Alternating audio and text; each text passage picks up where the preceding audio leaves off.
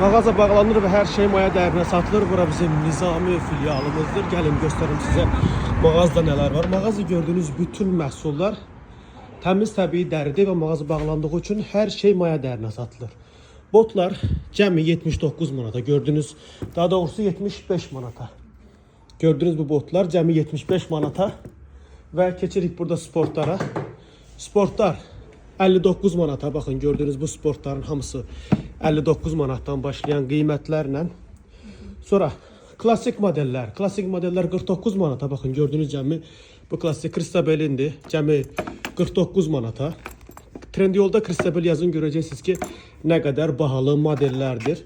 Burada gördüğünüz modellerde 1+1 var. Bir botu alırsınız 60 manata, ikincisi tamamıyla pulsuz bir bot 30 manata düşür. Buradaki sport modellerinin birini alırsınız 50 manata, ikincisi tamamıyla pulsuz düşür.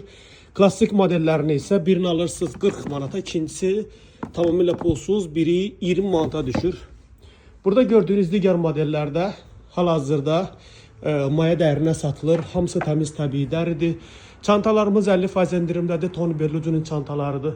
Valizlər 50% endirimdədir. Və kişi modeller 35 manatdan başlayır qiymətləri. Hamısı təmiz təbii dəri. Türkiyə istehsalıdır. Yaxınlaşın, bu fürsətlərdən yararlanın.